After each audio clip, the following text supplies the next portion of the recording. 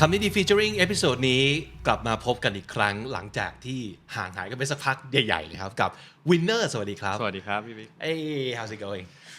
Very well thank Well you a lot has happened to your life yes lately definitely the whole year has been crazy this year but it's all good surprises or Yes. all good things that is happening Yes. especially yeah one of the most yeah. recent thing that has just happened is I'm now expecting a baby Yay congratulations thank you very ก็ excited กำลังจะเป็นคุณพ่อแล้ว ใช่ครับ นะครับ What we'll be talking about today is mainly the change in your life and mainly is like geographically too because you are about to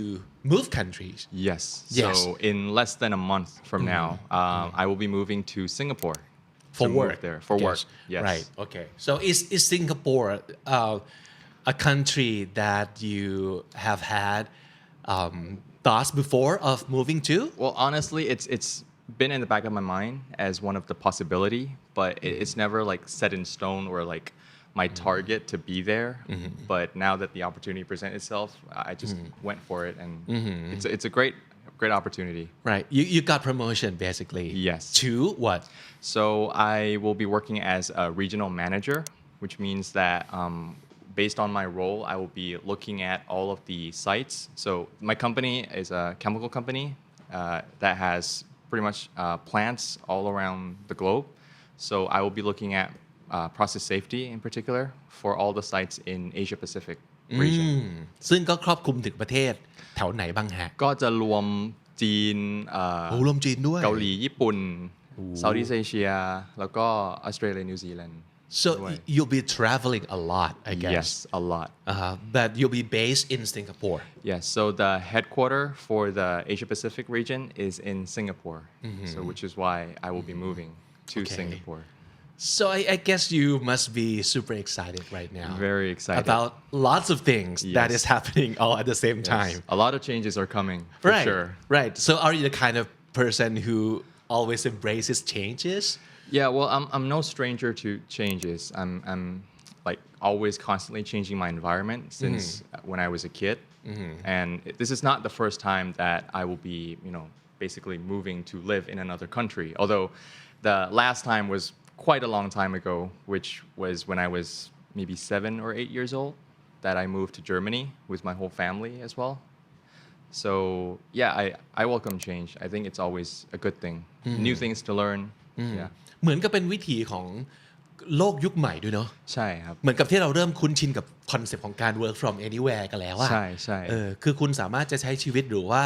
ทำงานอยู่ที่ไหนก็ได้ในโลก ใช่มันเหมือนกับเทคโนโลยีปัจจุบันคือไม่ใช่แค่เรื่องงานนะครับต่อให้เป็นอะไรที่เรา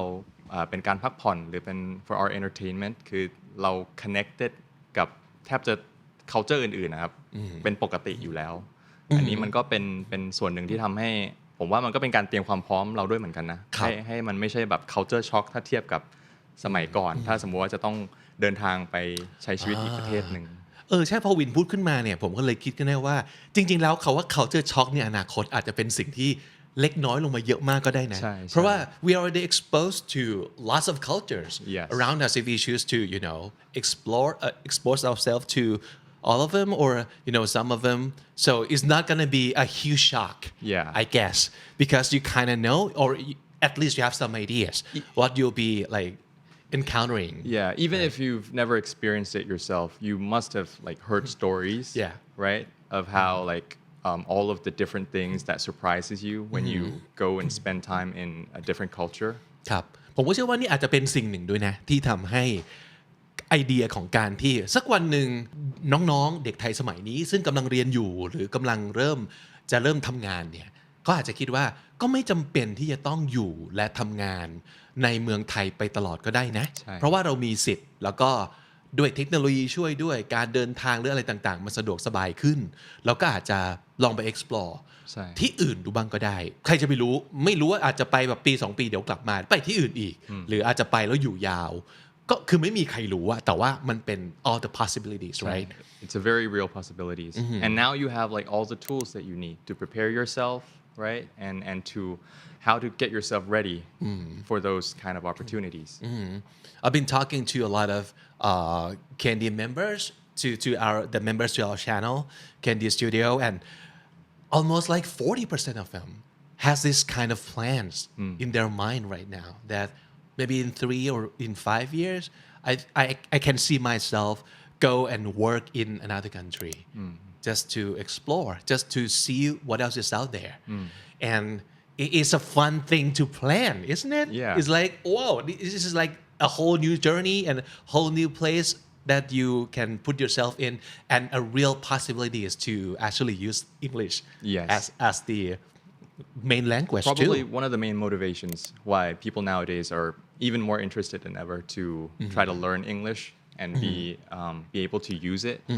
in their everyday lives. ครับอย่างเมื่อกี้วินก็บอกเราว่าอาจจะไม่ได้ตั้งใจว่าต้องไปอยู่ที่สิงคโปร์หรือที่ไหนแต่ว่า ใช่ เราเห็นความเป็นไปได้มาพักหนึงแล้วจากงานของเราจากเนเจอร์ของบริษัทเราว่ามีโอกาสจริงๆที่เราจะได้ไปทำงานต่างประเทศมันก็เหมือนกับวินเตรียมตัวมาสักพักหนึ่งแล้วว่า it's a real possibility so how have you been preparing yourself for the opportunity จริงๆต้องบอกว่าคือ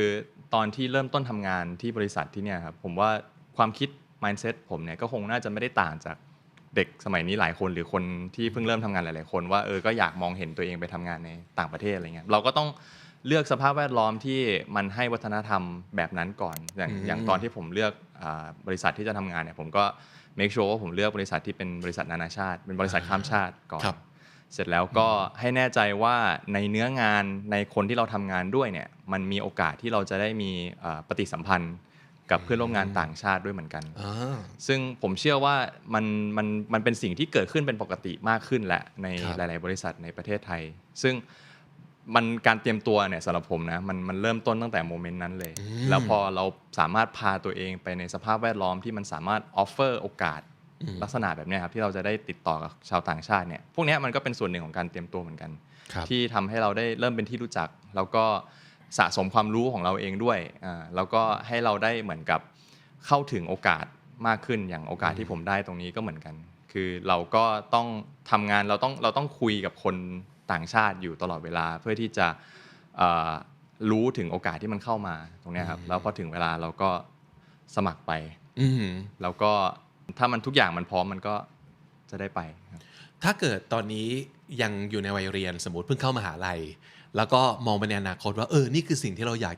จะลองทำอย่างเงี้ยอย่างวินพูดเลยเราต้องทำกันบ้านตั้งแต่วันนี้ ใช่ ว่าสิ่งที่เราเลือกเรียนนะครับหรือว่าสิ่งที่เราคิดว่ามันจะเป็นอินดัสทรีของงานเราในอนาคตเนี่ยมีตรงไหนใครบริษัทไหนยังไงบ้างที่เป็นที่ที่สามารถจะส่งเราไปอยู่ในที่ที่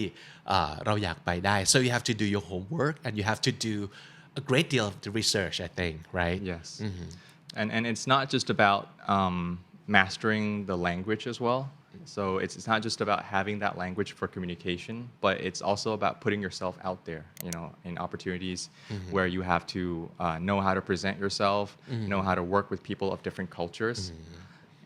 And those things will get you recognized so that when the opportunity presents itself, then you can go for it. So the best way to do that is not wait until okay you maybe have the opportunity to apply for this position abroad and then you just go แล้วไปฝึกไปกวดวิชา ใช่ สักประมาณแบบ3เดือน6เดือนบางทีมันอาจจะไม่พอครับไม่พอแล้วคุณต้องเตรียมตัวตั้งแต่การทำงานจริงเข้าไปผสานตัวเองเข้าไปในสิ่งแวดล้อมที่เป็นการทำงานโดยใช้2ภาษาโดยมีหลากหลายวัฒนธรรมมีการร่วมมือกันในหลากหลายชาติจริงๆตั้งแต่แรกเลยนั่นเป็นการกวดวิชาที่ดีที่สุด ใช่ คือไม่ใช่ว่ากวดแบบ3เดือนก่อนเดินทางแต่ต้องกวดแบบ3ปีก่อนเดินทางเลยเซ่ ใช่ right แล้วอย่างหนึ่งที่ผมจากประสบการณ์นะครับยิ่งพอได้โอกาสตรงนี้แล้วเนี่ยคือหลายสิ่งหลายอย่างที่มันเตรียมความพร้อมเราสำหรับวันนี้เนี่ยมันจะไม่ได้แบบชัดเจนหรือ evidence หรือว่ามี sign ออกมาให้เราเห็นชัดเจนว่าเฮ้ยต้องทำสิ่งนี้นะแล้วคุณจะได้อย่างนี้นะอะไรพวกเนี้ยครับมันเหมือนกับว่าเราก็แค่โอเคเราได้รับโอกาสอะไรจากที่เราอยู่แล้วเราก็ใช้โอกาสตรงนั้นให้เต็มที่แล้วอย่างที่บอกครับผมก็คือถามว่าอยากออกไปต่างประเทศไหมอยากแต่มันก็ไม่มีอะไรการันตี 100% เราก็ได้แต่ทำในโอกาสที่เราได้เนี่ยให้ดีที่สุดก็คือการที่ผมบอกว่าก็พยายามเรียนรู้ไปเรื่อยๆ พยายามเปิดโอกาสให้ตัวเองที่จะได้ติดต่อกับชาวต่างชาติอะไรเยอะๆมี open mind ที่จะสามารถที่จะ communicate แล้วก็ทำความเข้าใจ culture ที่เขามีวิธีการคิดที่ต่างจากเราด้วยตรงเนี้ยอันเนี้ยคือเป็นส่วนสำคัญเลยที่จะทำให้เราสามารถเล่นในระดับที่เราจะทำงานกับคนหลากหลายประเทศได้ เพราะว่ามันไม่ใช่แค่เรื่องภาษาอย่างเดียวแล้วมันเป็นเรื่องทัศนคติความเข้าใจในเรื่องวัฒนธรรมพวกนี้ครับเพราะผมรู้สึกว่าอย่างน้อยถ้าเกิดเราไปอยู่ในสิ่งแวดล้อมที่มันมีโอกาสมากกว่าบริษัทแบบอื่นๆเราก็ได้ภาษีละ1สเต็ปใช่ไหม2เราเอาตัวเองเข้าไปอยู่ในบริบทการทำงานหรือว่าแอคชั่นที่จะต้องใช้ภาษาติดต่อกับคนต่างชาติเข้าใจหลากหลายวัฒนธรรมหรือเปล่า because this could happen to if it's a company that has the nature like this is happening to every single person in the company anyway but how do we make sure that they're gonna pick us so we have to also put ourselves in the spotlight or at least go stand in the front row for them to see that oh I'm ready to take on the task or the opportunity ใช่มันเหมือนเราฟัง KND แต่ละตอนเราสะสมคำศัพท์ใช่ไหมครับเราพูดกันเรื่องของ public speaking แต่พอถึงเวลาปุ๊บที่มันมีโอกาสซึ่งอย่างที่ผมบอกมันอาจจะไม่ได้ obvious เสมอไปแต่มันก็ต้องใช้ตัวเราเองในการที่จะ recognize โอกาสเราเนี่ยแล้วก็ฝึกที่จะพาตัวเองออกไปอยู่ใน spotlight ใช่แล้วก็เพื่อที่จะได้หาโอกาสให้กับตัวเองได้ด้วยครับอย่างที่วินพูดมาเมื่อกี้มีอันนึงที่ผมรู้สึกว่าสำคัญมากเลยแล้วก็อาจจะช่วยปรับความรู้สึกหรือว่าความคิดของหลายๆคนได้คือไม่ใช่คนที่เก่งภาษาที่สุดเท่านั้นที่จะได้โอกาสเหล่านี้นะใช่ผมเคยคุยกับรุ่นน้องคนหนึ่งซึ่งเขาสมัครไปเรือเยาวชนเคยได้ยินใช่ไหมที่เป็นเรือเยาวชนที่บอกว่ามีเพื่อนผมไปเหมือนกันหลายๆชาติไปด้วยกันเรื่องอะไรอย่างเงี้ยแล้วมีรุ่นน้องกับเพื่อนเขาไปสมัครพร้อมกันหลายคนไอ้คนที่เก่งภาษาที่อังกฤษที่สุดเนี่ยไม่ได้รับเลือกนะแต่ว่าไอ้คนที่ไม่ได้เก่งภาษาจริงแต่มีคุณสมบัติอื่นๆกลับโดนมองเห็นและกลับโดนให้โอกาสเพราะว่าอันนี้เขาวิเคราะห์เองผมไม่แน่ใจว่าจะจริงหรือไม่จริงยังไงนะครับเขาบอกว่าบางทีคนที่เก่งเกินไปอ่ะมันไม่ได้ช่วยให้ความเป็นกลุ่มหรือไดนามิกตรงนั้นเนี่ยมันเฮลตี้หรือว่ามันน่าสนุกเท่ากับคนที่อาจจะยังไม่ได้เก่งมากแต่ว่า willing พร้อมที่จะเรียนรู้หรือว่าเปิดรับหรือว่ามีคุณสมบัติอื่นๆอีกที่พี่พิกพูดถึงเนี่ยผมจะเรียกมันว่าเหมือนเป็น global mindset นะครับซึ่งเป็นท็อปิกที่ผมก็เคยคุยกับเพื่อนผมเหมือนกันเรื่องนี้ก็คือการที่คือ global mindset ก็คืออย่างที่พี่พิกว่ามันไม่ใช่แค่เราพูดภาษาอังกฤษได้เพราะว่าคนอื่นก็พูดภาษาอังกฤษได้เหมือนกันคนจากประเทศอื่นก็พูดภาษาอังกฤษได้เหมือนกันแล้วอะไรที่จะพาให้เราไปทำงานในเวทีที่มันใหญ่ขึ้นนานาชาติมากขึ้นก็คือเราต้องมี global mindset ตรงนี้ครับก็คือความเข้าใจความ open mind ในเรื่องของ culture ในเรื่องของวิธีคิดต่างๆคือเราต้องพร้อมที่จะเรียนรู้แล้วก็เปิดรับอยู่ตลอดเวลาเราให้มีพื้นฐานความคิดที่ว่ามันไม่มีอะไร absolute มันไม่มีอะไรที่มันผิดหรือถูก 100% มันขึ้นอยู่กับ context ซึ่งในที่นี้มันก็คือ culture ไปอยู่ในวัฒนธรรมหนึ่งทำแบบหนึ่งอาจจะเป็นสิ่งที่ทุกคนเห็นด้วยไปอยู่ในอีก setting หนึ่งมันก็อาจจะเป็นสิ่งที่ไม่ถูกก็ได้ซึ่งความเข้าใจตรงนี้ครับผมเรียกมันว่าเหมือนเป็น global mindset แล้วก็มันจะนำไปสู่ inclusion ของคนที่มันหลากหลายความคิดหลากหลาย background มากขึ้นอย่างที่พี่พูดถึงเมื่อกี้แล้วก็สิ่งนี้แหละคือผมมองนะว่าถ้าเราอยากจะเติบโตและได้ทำงานที่มันสูงขึ้นหรือก้าวหน้าในไม่ว่าจะเป็น manager หรืออะไรก็แล้วแต่เนี่ยมันจะต้องมี element ของสิ่งนี้ครับในตัวอยู่ด้วยมันสำคัญมากเลยนะการที่เราจะต้องแบบพร้อมที่จะรับรู้ว่า1ไม่มีอะไรแน่นอนอย่างที่วินบอกไม่มี nothing is absolute it depends on the context or it depends on the environment or the group of people that you spend time with and you will have to be ready to always change or be flexible with things right and it sounds like well then how do I attain those things right it sounds like really like a distant thing but it actually starts with knowing yourself first so you as a person in a country in a specific culture you have been molded in some ways to be who you are today so if you can learn to start recognizing those things how those things affect who you are today and learn that it's not absolute so what you've been told, what you've learned, it's true for this context. And have that open mind to learn other perspectives คือมันสามารถเริ่มจากตัวเราเองตรงนี้ได้ครับว่าโอเคสิ่งที่วิธีคิดของเราคือเป็นแบบนี้อยู่ในวัฒนธรรมแบบนี้เป็นเพราะว่าเราได้เคยถูกสอนหรือถูกบอกอะไรมาแบบนึงแต่ถ้าเราพอเรารู้อย่างนี้แล้วเนี่ยแล้วเราก็อย่างที่เมื่อกี้บอกคือไม่ absolute เราก็สามารถที่จะเปิดใจที่จะเรียนรู้ได้ว่าแล้วมันมีวิธีคิดในแบบอื่นอะไรอีกบ้างแล้วตรงเนี้ยเริ่มจากการรู้จักตัวเองก่อนเพื่อให้เห็นมุมมองที่มันแตกต่างเราถึงจะสามารถเรียนรู้และอินดิเกตมันเข้ามากับตัวเราให้เติบโตได้ so this is another thing that you can prepare for your journey in the future หลายๆคนอาจจะสมมติมองมาตรงเนี้ยเขาคิดว่าเฮ้ยเราพร้อมจะเปิดรับทุกอย่างอยู่แล้วแต่ว่าตอนที่คุณออกไปเปิดรับเนี่ยคุณชัดเจนกับตัวเองหรือยังหลายๆคนอาจจะบอกว่าไม่เป็นไรก็ไปแบบ just go with the flow and just go where people go do whatever people do and that's fine but if you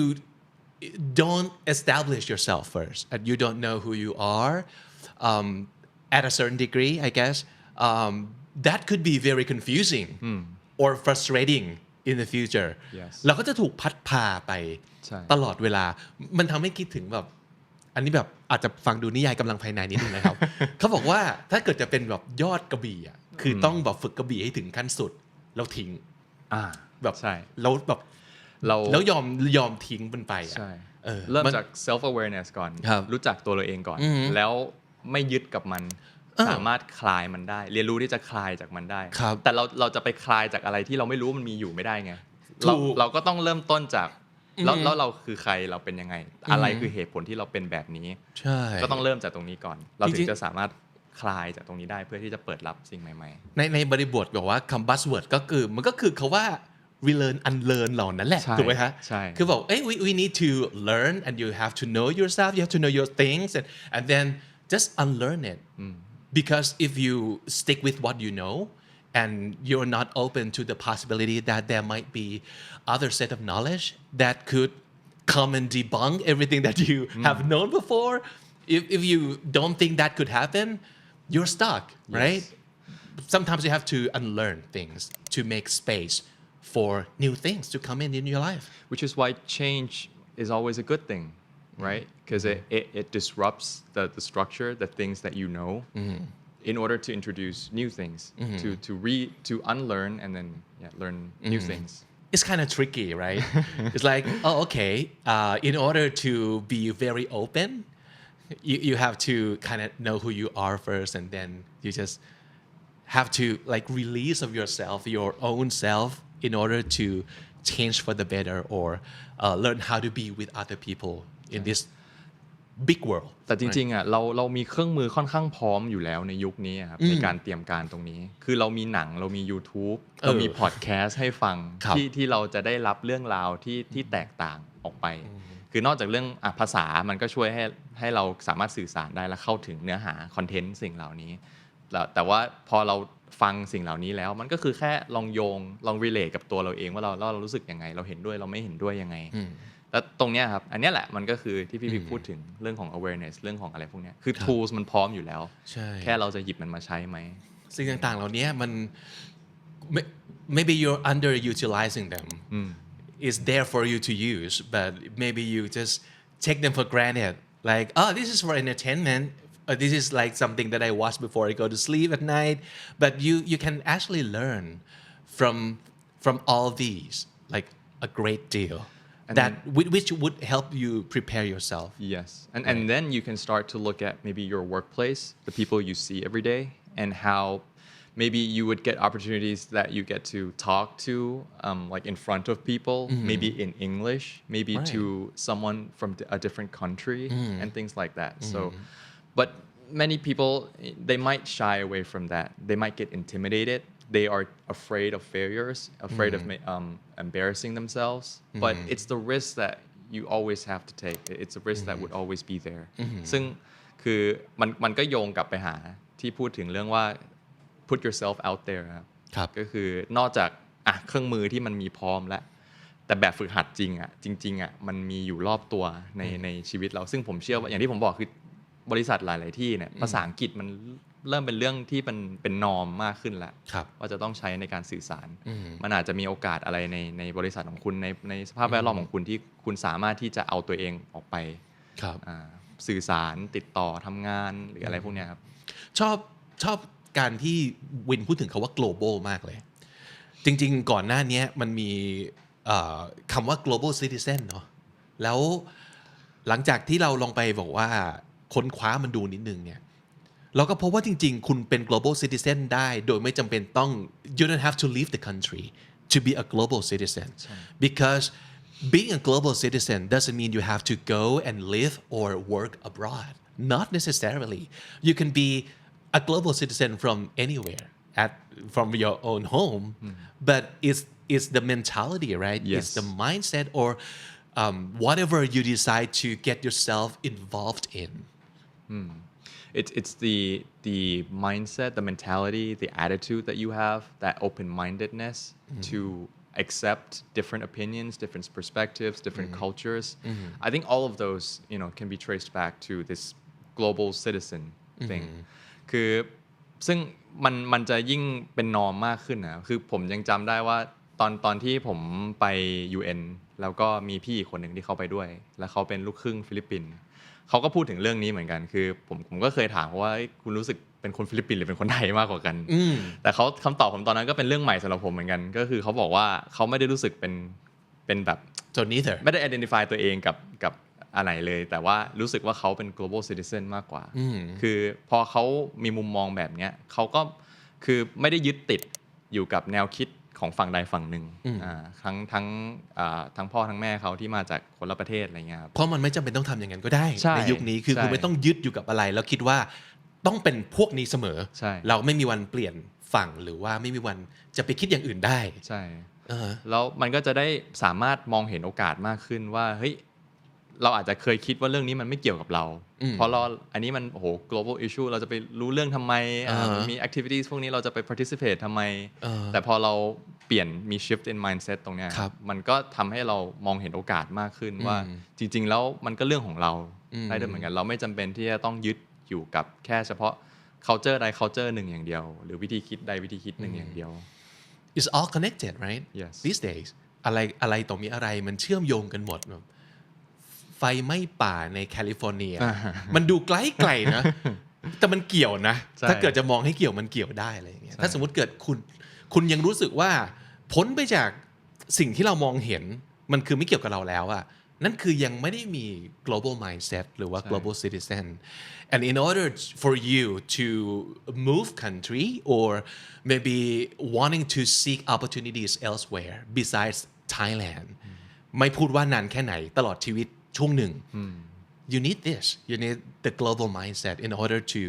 to explore life elsewhere or even if you don't want to move even if you just want to grow you want to improve yourself to develop yourself it's something that is a benefit for you to learn โอกาสเนี่ยชอบที่วินพูดตอนแรกมากเลยคือแบบเราไม่รู้หรอกว่ามันจะมาหรือเปล่า ใช่ แต่ถ้าเราเตรียมพร้อมไว้เนาะอย่างน้อยไม่รู้หรอกว่าเราจะเตรียมพร้อมเพื่อต้อนรับโอกาสแบบไหนแต่เดี๋ยวเราจะเจอเองว่าอย่างน้อยเรามีเตรียมน้ำเตรียมหนมเอาไว้ เผื่อใครมาเดี๋ยวเราจัดให้แบบต้อนรับเขาได้อย่างนี้ ใช่ นะ คือมันเป็นอย่างนั้นจริงๆครับคือมองตัวเองย้อนกลับไปตอนที่เรา opportunity นี้มันยังไม่ได้ confirm หรืออะไรคือมันไม่ได้ชัดเจนเรารู้แค่ว่าโอเคเราพยายามที่จะใช้โอกาสที่เราได้ตรงนี้ให้มันดีที่สุดเฉยๆซึ่ง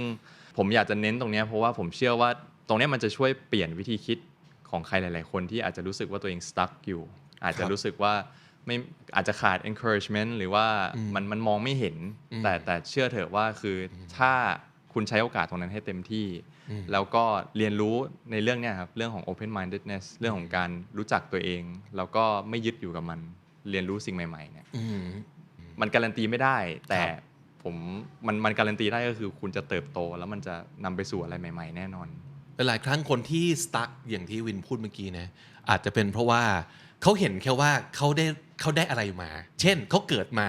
ในครอบครัวแบบไหนเกิดมาในฐานะยังไงเรียนก็โดยเรียนโรงเรียนแบบนี้มาแล้วก็มีบอกว่าไปสมัครงานมันก็ได้แค่นี้มันก็จะดูเหมือนแบบทุกสิ่งทุกอย่างโดนจำกัดอยู่ในกรอบบางอย่างหมดแต่ว่า โอกาสในสมัยเนี้ยมันเป็นสิ่งที่หากันได้เนาะ ใช่ หาใส่ตัวเองได้แล้วก็ you can work on those ไม่รู้จะยากจะง่ายกับใครก็อาจจะต่างกันไปแต่แบบ the definite thing is that you can work on your opportunities work on the things that you can control Yeah. instead of the cards that you've been dealt with and focusing on that. Right. Yeah. Such a good thoughts. Well, besides being a Thai person who would be working in Singapore, you'll also be a young parent Yes. that has to raise a kid in a foreign country. So, any thoughts on that? It's a very exciting prospect for sure. And I mean, to be born in another country, especially in a country that uses multiple languages. So in Singapore, they use English, they use Chinese. There's Indians, there's Indonesians, and just being raising a kid in that kind of environment is just exciting. It's an exciting prospect for me to think about. So, have you and your wife talked about how you would raise your kid in Singapore? Well, for sure, because this is something that I think about a lot. Like being in a different country, it means that all of the cultures, the identities, everything will mostly be coming from the parents, right? From us. Because being there, okay, I mean, we don't look that much different from Singapore, No. to be honest. No. But we don't want. Still, there's going to be some elements that could alienate the kid. Okay. So we want to make sure that we, as a family, can provide that some kind of intrinsic value that establishes a culture that the kid can identify with, in order to, so that they have some identification. เหมือนกับเขาก็มีรากของเขา ใช่ แล้วก็มี value ในแบบของเราที่ไม่ว่าจะเดี๋ยวลงไปปนอาศัยปนอยู่กับ ใช่ ไม่ว่าจะกี่ชาติเขาก็ยังมีอะไรยึดอยู่หรือเปล่าฮะ ใช่ครับเหมือนต้องให้ culture ให้แนวคิดให้ value ที่มัน